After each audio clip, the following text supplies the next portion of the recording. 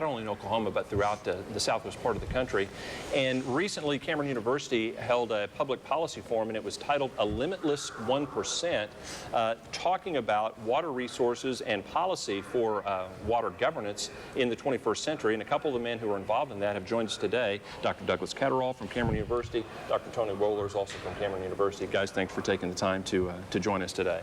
Thank you. First, Dr. Wohlers, talk a little bit about the policy conference itself and where you guys came up with this topic, talking about water governance.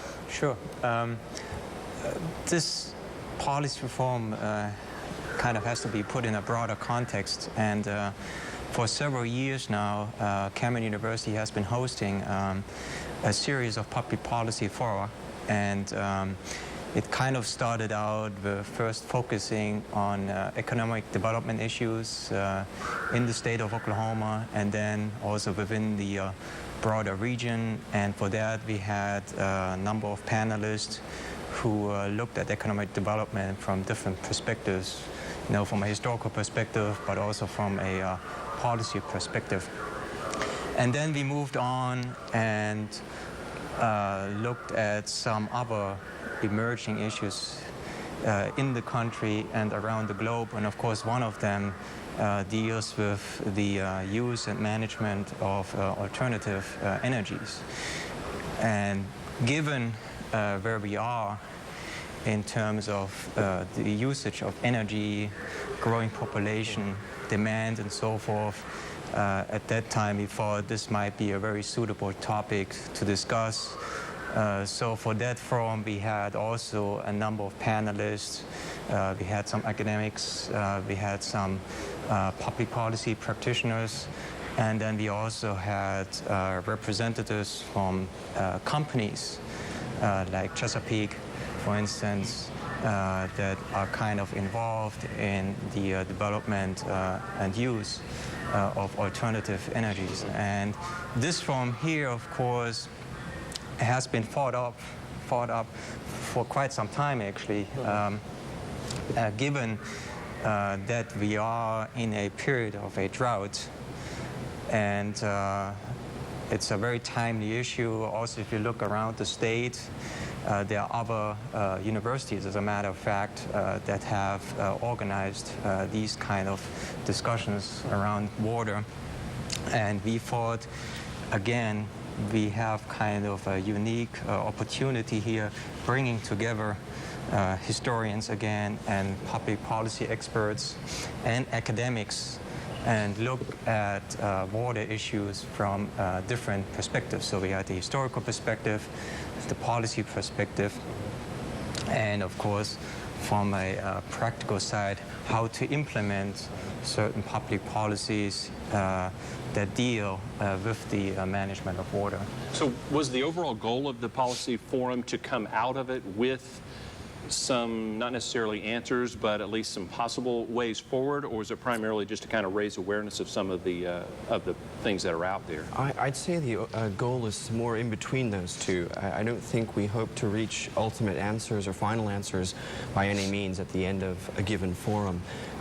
What we hope to do is, as Dr. Wohlers has indicated, take advantage of interdisciplinarity to kind of pull people out of their comfort zones and, in a way, push them to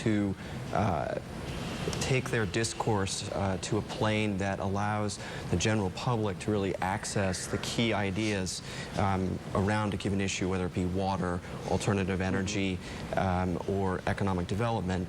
And the hope is that two things will maybe emerge out of that. One, ongoing conversations amongst the experts on the panel. And we intend basically to run 6-year cycles, so we'll have the people we just had come back in about 3 years to sort of go over these things again. And so hopefully they'll start dialogues with one another, and then hopefully members of the general public who attend, whoever they may be, will also be able to think about these things in a new way and be more prepared when they're presented with policy choices to act on them. Right. The title was A Limitless 1%. Where does the title come from? It comes from the fact that while there's a lot of water on the planet, only 1%, and in fact a little less than that, is actually available for use by human populations to sustain life.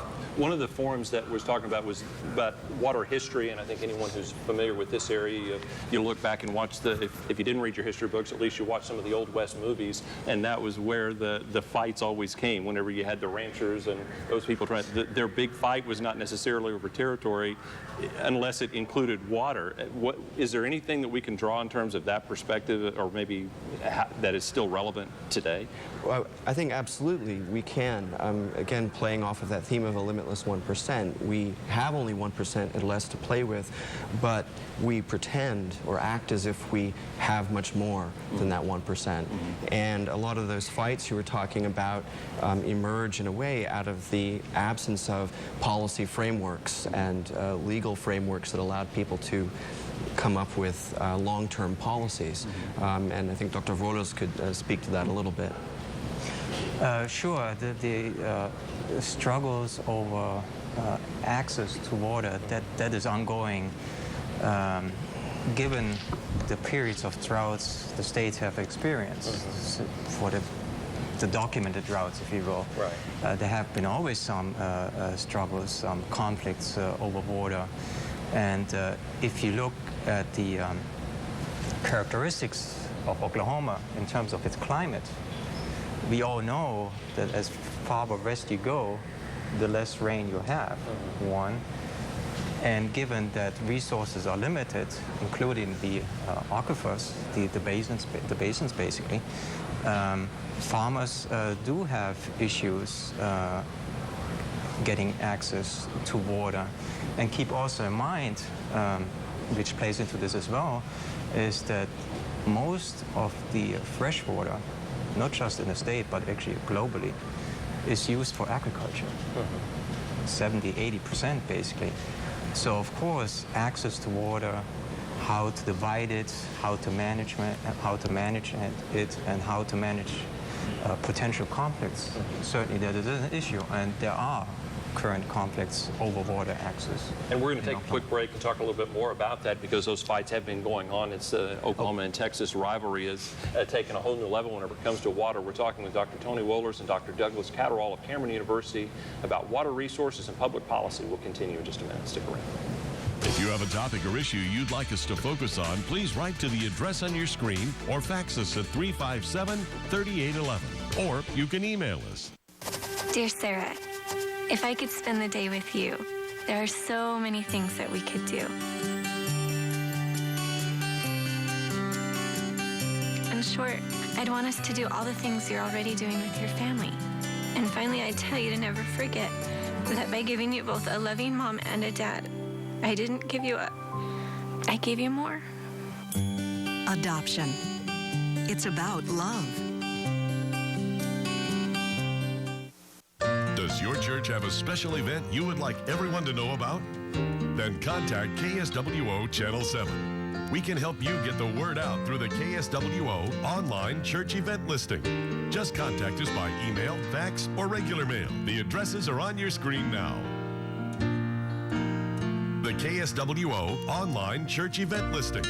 Spread the word of your church's special events by contacting KSWO Channel 7.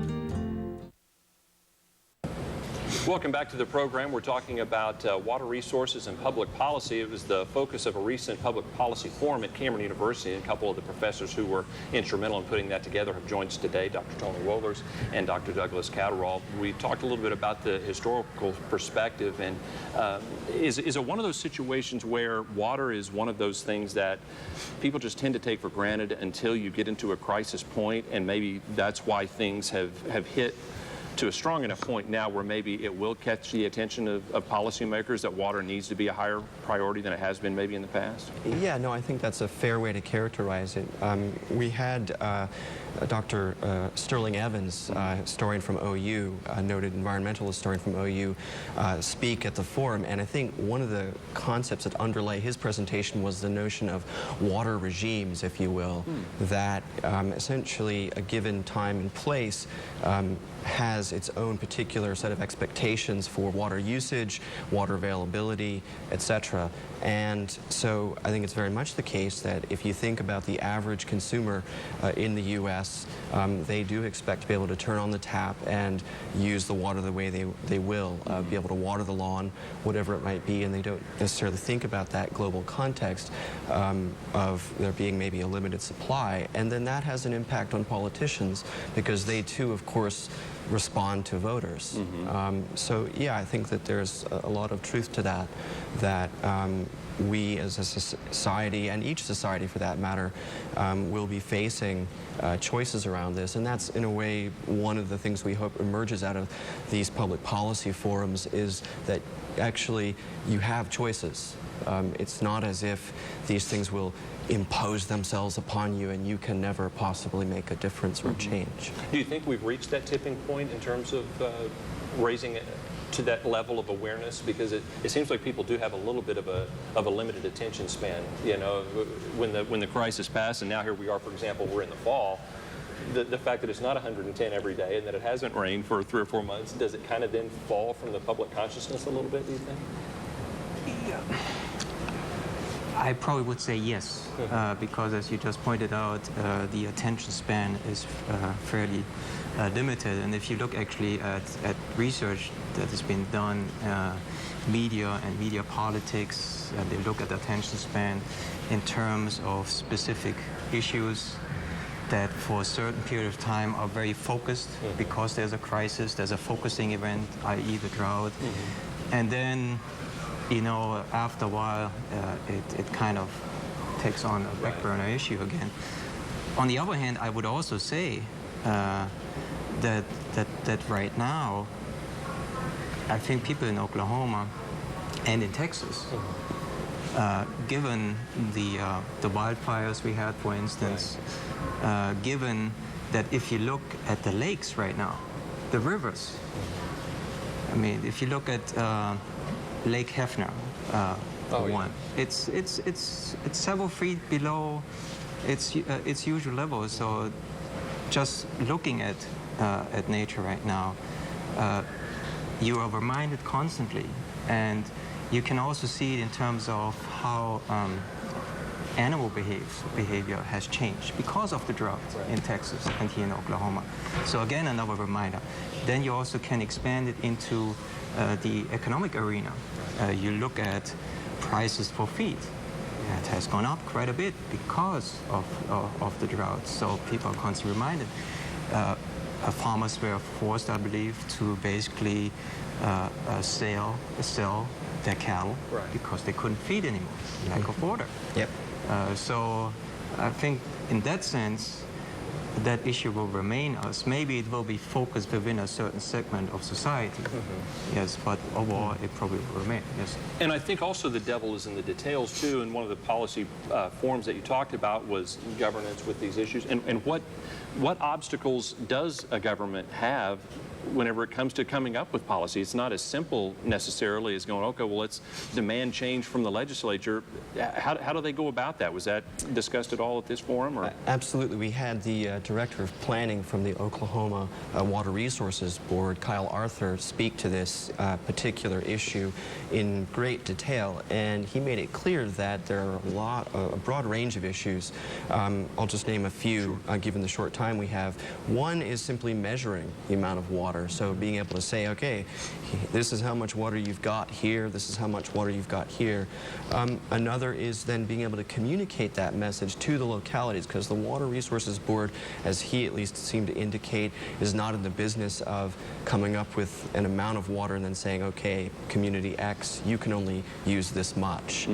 It's not quite like that. It's much more of a dialogue. So how do you convey that without being too alarmist? And then I think the other element that he added into this were the various use communities, right? So for example, recreation versus agriculture. How do we meet these various needs and get them talking to each other without feeling like they're adversaries? So I think those are some of the challenges. And if I may add two more challenges, probably the other issue that was raised as well is how to involve the tribes because they're Absolutely. also sitting on land. They need access to water as well. And this opens a whole another policy area in that sense. The other area I would like to point out is that you have also interstate issues, because a state like Texas, for instance, they like to have access to water in the state of Oklahoma. So here you have to kind of frame this from a policy side too and find solutions. And the way they go about right now is to find solutions in the courtroom, which may be problematic. Right. It does. It takes a little bit of time, and then down the road, you still almost, where does mine start or where does your end? It's not a easily defined thing, as I would think, as in terms of state lines. I mean, That's right. if a river starts in California and winds through 8 states, who gets rights to what amount of water? Well, and you can litigate that, and it has typically been done that way. But as Dr. Volas has indicated, when you do litigate in that way, it leaves memory.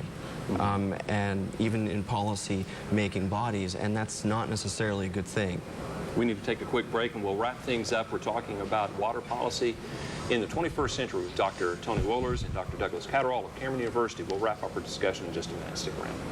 If you have a topic or issue you'd like us to focus on, please write to the address on your screen or fax us at 357-3811. Or you can email us.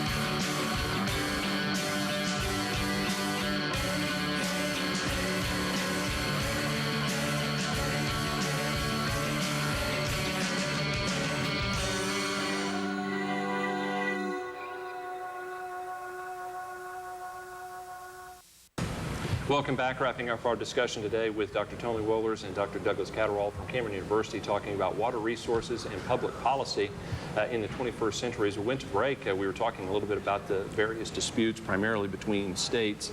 I want you to expound on that a little bit more. I mean, it's not just Oklahoma, Texas. I mean, those go far beyond just our borders. Well, that's absolutely right. I mean, we can certainly focus on the here and the now, but one of the realities about disputes is really the history of multiple usage over the years. And so Professor Evans, in his presentation at the forum last week, indicated that we start out with, and Dr. Vola sort of alluded to this, sort of a Native American history for the region. Then we move into a settlement history where pioneers are having a very different approach to the use of water, much more of an attempt to kind of dominate the landscape and the ecology with lesser and greater degrees of success, and then moving forward into the present period where we've got, on the one hand, various environmental effects that are potential with the pipeline that's probably going to come down from Canada, ending in Cushing as sort of a port for oil that then may result in possible environmental locations there, but also the creation of a port in Tulsa, the Port of Catoosa, I believe you call it. And that also creates a lot of transformation. And then also we had another presentation with a historical bent that kind of emphasized this notion of accretion of uses. In the 30s, we had, of course, the Dust Bowl here in the state, and we think about the large dust clouds, but that also had an ongoing influence in that small towns in particular had to adjust to the realities of the drought and had to interact with federal authorities ideally to mitigate their water supply situation over the long haul, not just to deal with the situation in the 1930s. And this really is kind of a microcosm of the broader international policy environment that places around the world will be dealing with. And I think Dr. Volas could address that. Right. Dr. Wohlers, talk a little bit about the global perspective. Sure, and many of the issues Dr. Catterall just mentioned, they apply at the global level too. what we've talked about before, for instance, the economic aspect, the usage of water, mostly used for agriculture. That's globally the fact. The quality of life and so forth that is affected if you have less water available to you, because then you can also think about areas like sanitation that has a direct impact on the quality of life. If you take, for instance, sub-Saharan Africa and so forth. So these international issues as they relate to water, of course, they need to be addressed too. And for that, over the past 30, 40 years, a number of non-governmental organizations, NGOs, intergovernmental organizations, IGOs, have emerged to provide a global governance structure to kind of influence the management of water, the use of it, but also provide solutions to provide people with access to fresh water, to clean water, basically. So these are ongoing issues. These international organizations like United Nations one try to address. And given that we are expecting a huge population growth by 2050, the planet has to feed and provide water for 9 billion people. So sustainable solutions have to be found if that is going to be the case. And of course, these global issues, they in a sense affect us here in Oklahoma too. And hopefully the result of this, like you had mentioned at the beginning, there'll be a greater discourse in terms of public policy, and maybe it'll raise the level a little bit. I know energy is one of the things that always takes priority, but maybe water will raise up just a little bit. Dr. Douglas Catterall, Dr. Tony Wohlers, thank you for taking the time. Thank you for joining us as well, and we'll see you next week. If you have a topic or issue you'd like us to focus on, please write to the address on your screen or fax us at 357-3811. Or you can email us. At the Eddie Cordes Auto Finance Center, we don't just sell great cars, we fix them too. With a complete parts and service department for all makes and models, and a body shop for all your paint, hail, and collision repairs. Eddie Cordes Auto Finance Center. We'll make it right for you. What gets you moving? Because when you get moving an hour a day, You'll have the energy to skate through anything.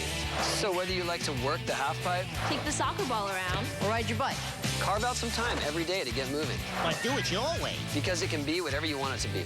just get active. Wrap it up. Move it your way and be a player. Get up and play an hour a day, Doc.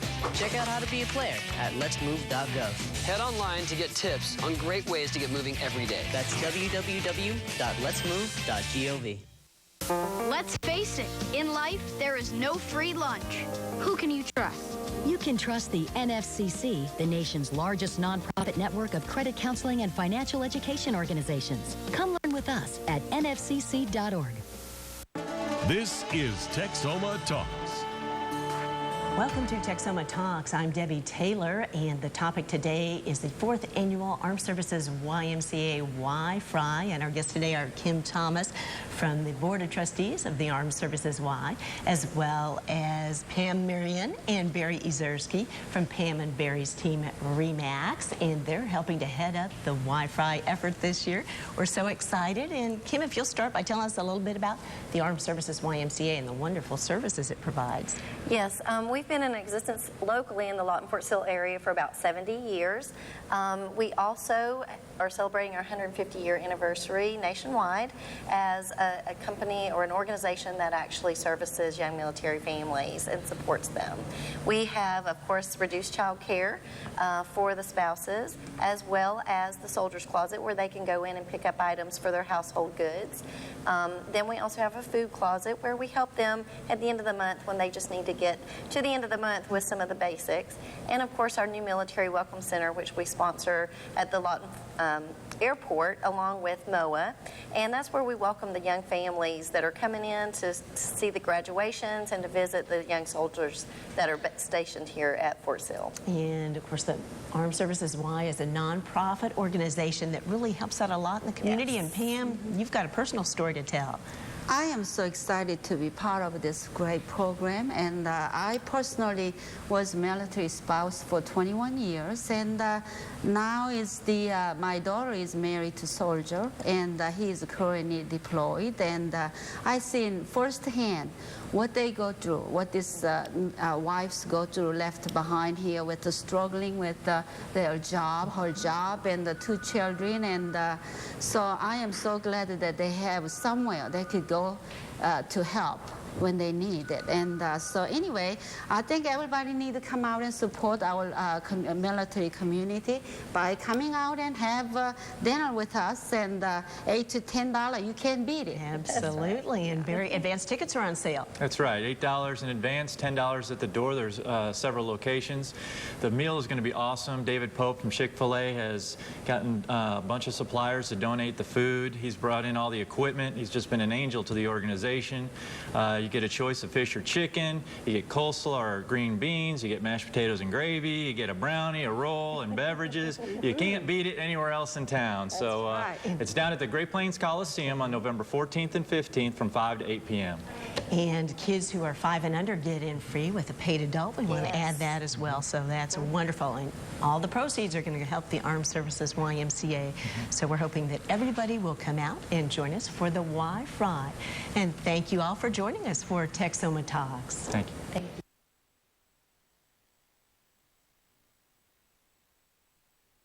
Hi,